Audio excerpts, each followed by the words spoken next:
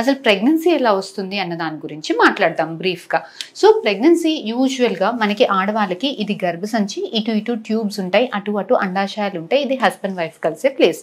యూజువల్గా ఆడవాళ్ళకి పీరియడ్స్ వచ్చినప్పుడు ఎగ్స్ అనేవి ఇక్కడ డెవలప్ అయ్యి 15 డేస్, పీరియడ్స్ వచ్చాక 10 to 15 డేస్ లోపల రిలీజ్ అయ్యి ట్యూబ్లలోకి వస్తుంది. ఆ టైంలో హస్బెండ్ వైఫ్ కలిసి ఉంటే స్పర్మ్స్ అనేవి ఇక్కడ రిలీజ్ అవుతాయండి. ఇవి బాగుంటే పైదాకా వచ్చి ట్యూబ్లో ఉన్న ఎగ్ తోటి కలిసి బేబీ అనేది ట్యూబ్లలో ఫామ్ అవుతుంది. ఈ ట్యూబ్లో ఫామ్ అయిన బేబీ మెల్లగా జారి గర్భసంచిలోకి అతికినప్పుడు ప్రెగ్నెన్సీ అనేది కన్ఫర్మ్ అవుతుందండి. సో ఈ ట్యూబ్లో బేబీ గర్భసంచికి జారడానికి 5 డేస్ టైం పడుతుంది. ఒకవేళ ఎవరైనా పేషెంట్స్కి ఇన్ఫెక్షన్స్ వల్ల ఈ ట్యూబ్లలో జాలి లాంటి అతుకులు తయారీ అయినప్పుడు చాలా మందికి యూజువల్గా ఇన్ఫెక్షన్స్, హస్బెండ్ వైఫ్ కలిసినప్పుడు ఇన్ఫెక్షన్స్, ట్యూబర్క్లోసిస్ వల్లనో, బ్లడ్ ద్వారా వచ్చినప్పుడు, లేదంటే పక్క నుంచి మోషన్ సంచి నుంచో యూరినరీ సంచి నుంచో వచ్చిన ఇన్ఫెక్షన్స్ వల్లనో.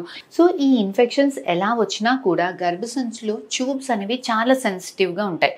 సో ఈ ట్యూబ్స్లో ఇన్ఫెక్షన్స్ వచ్చినప్పుడు ఫస్ట్ స్టేజ్లో మనకి ఆ బ్రషెస్, గర్భసంచి ట్యూబ్స్ లోపల ఉన్న బ్రషెస్ డ్యామేజ్ అవుతాయి. సెకండ్ స్టేజ్లో ఇలా జాలి లాంటి అతుకులు తయారీ అవుతాయి. థర్డ్ స్టేజ్లో కంప్లీట్గా బ్లాక్ అయిపోతుంది. సో ఈ ఫస్ట్ అండ్ సెకండ్ స్టేజెస్లో మనకి ట్యూబ్స్ అనేవి పార్షియల్గా ఓపెన్గా ఉంటాయి. అడేషన్స్, ఫ్లిమ్జీ అడేషన్స్ లాంటివి లోపల అనేది ఉంటుంది.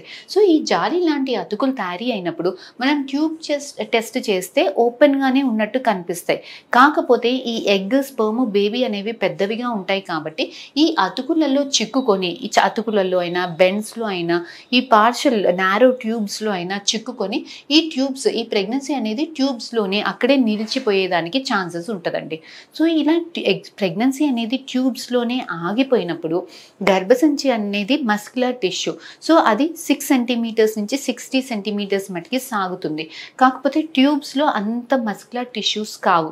ఈ ట్యూబ్స్ అనేవి బేబీని అకామిడేట్ చేసుకోలేవు, సాగలేవు. సో ఈ tubes baby 4 weeks, 5 weeks, 6 weeks రాకముందే ఈ ట్యూబ్స్ పగిలిపోయి, ఈ బేబీ పెరుగుతుంటే ట్యూబ్ సాగలేక పగిలిపోయి ఈ బేబీ అనేది బయటికి వచ్చి ఇక్కడంతా కూడా బ్లీడింగ్ అయ్యి చాలా విపరీతమైన బ్లీడింగ్ అయిపోయి ప్రాణం మీదకి వచ్చేదానికి స్కోప్స్ ఉంటాయండి.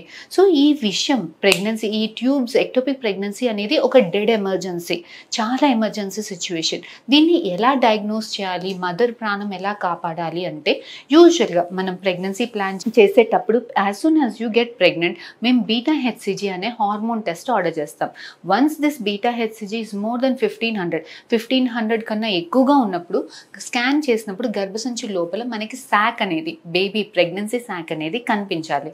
ఇఫ్ యూఆర్ నాట్ ఫైండింగ్, గర్భసంచిలో శాక్ అనేది కనిపించట్లేదు అని అంటే మేబీ అది ట్యూబ్లలో ఉండేదానికి స్కోప్ ఎక్కువగా ఉంటుంది.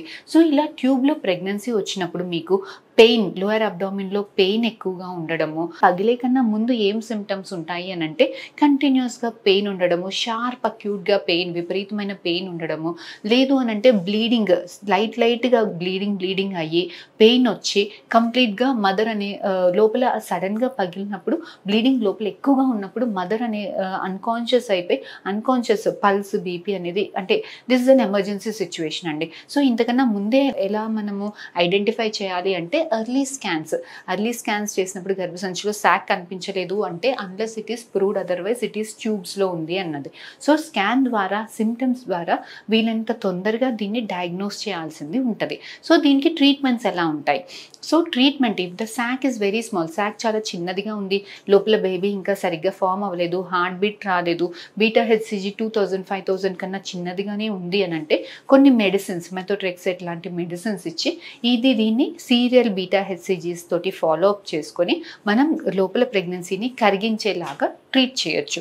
కాకపోతే ఒకవేళ బేబీ ఫామ్ అయిపోయింది, శాక్ పెద్దదిగా అయిపోయింది, హార్ట్ బీట్స్ వచ్చేసాయి, బీటా హెచ్సిజీ 5000 కన్నా ఎక్కువగా ఉంది, ఇలాంటి వాళ్ళకి సర్జరీ చేయాల్సింది ఉంటుంది. సో సర్జరీ చేసి ఓన్లీ ఈ ఎక్టోపిక్ ప్రెగ్నెన్సీని మాత్రమే తీసేసి ట్యూబ్ని క్లీన్ చేసి మళ్ళీ యథావిధిగా కుట్టు అనేది వేయచ్చు, ట్యూబ్ని కాపాడుకోవచ్చు.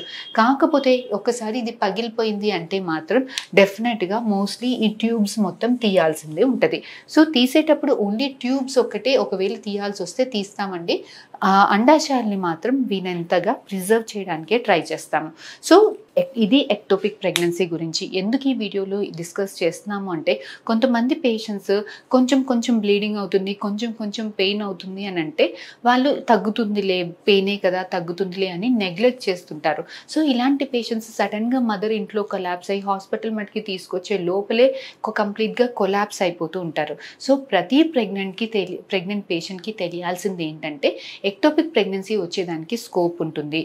సో మీకు ఒకవేళ లోయర్ అబ్డామిన్ పెయిన్ ఉన్నా, కొంచెం స్పాటింగ్ బ్లీడింగ్ లాగా అవుతున్నా, డోంట్ నెగ్లెక్ట్ చేయకుండా వీలైనంత త్వరగా మీ హాస్పిటల్, మీ ట్రీటింగ్ డాక్టర్స్ దగ్గర వచ్చి స్కాన్ చేయించుకొని ప్రెగ్నెన్సీ అనేది గర్భసంచి లోపల ఉందా, ఒకవేళ కనిపించకపోతే మరి చాలా ఫ్రీక్వెంట్గా వీక్లీ వన్స్ ఫాలోఅప్ స్కాన్స్ చేసుకొని ప్రెగ్నెన్సీ అనేది ఎక్కడుందో తెలుసుకోవాల్సిన అవసరం చాలా ఉందండి. కొంతమందికి ట్విన్ ప్రెగ్నెన్సీ అయి ఉండొచ్చు, ఒక బేబీ గర్భసంచిలో ఒక బేబీ ట్యూబ్స్లో ఉండేదానికి స్కోప్ ఉంటుంది. ఇలాంటి వాళ్ళని డిటెక్ట్ చేయడం చాలా కష్టం. ఎందుకు అంటే మీ ట్రీటింగ్ డాక్టర్ కూడా గర్భసంచి లోపల ఒక శాక్ ఉన్నప్పుడు కాన్సన్ట్రేషన్ అంతా గర్భసంచి లోపల మీదకే వెళ్తుంది, ఇంకొక బేబీ ట్యూబ్స్లో ఉందేమో అన్నది డిటెక్ట్ చేయడం ఈజ్ వెరీ డిఫికల్ట్ అండి. సో ఇలాంటి వాళ్ళకి గబుక్కున ఒకవేళ డిటెక్ట్ అవుతే మరి ఎలా ట్రీట్ చేస్తాము అంటే, ఇలాంటి వాళ్ళకి మోస్ట్ లైక్లీ సర్జరీ చేసి ఒక బేబీ ఏదైతే ట్యూబ్స్లో ఉందో ఆ ట్యూబ్లో ఉన్న బేబీని తీసేసి గర్భసంచిలో ఉన్న బేబీని అలాగే ప్రెగ్నెన్సీ అనేది కంటిన్యూ చేస్తాం. కొంతమందికి డౌట్ వస్తుంది, మేడం మరి ట్యూబ్స్లో ఉన్న బేబీని తీసేసినప్పుడు ఈ గర్భసంచిలో ఉన్న బేబీ పెరుగుతుందా, అది కూడా అబార్ట్ అయిపోతుందా అని. 50 to 60% ఆఫ్ టైమ్స్లో గర్భసంచిలో పెరిగే బేబీకి సేఫ్గా ఉంటుందండి, ఎటువంటి ప్రాబ్లము ఉండదు. కాకపోతే ఒకవేళ మ్యానిపులేషన్, మదర్ చాలా సీరియస్ కండిషన్, రప్చర్ యూట్రస్ అయిపోయింది, షాక్లో ఉంది, మ్యానిపులేషన్ ఎక్కువగా అయింది అన్నప్పుడు గర్భసంచిలో బేబీ కూడా అబార్ట్ అయ్యేదానికి స్కోప్ అనేది ఉంటుంది.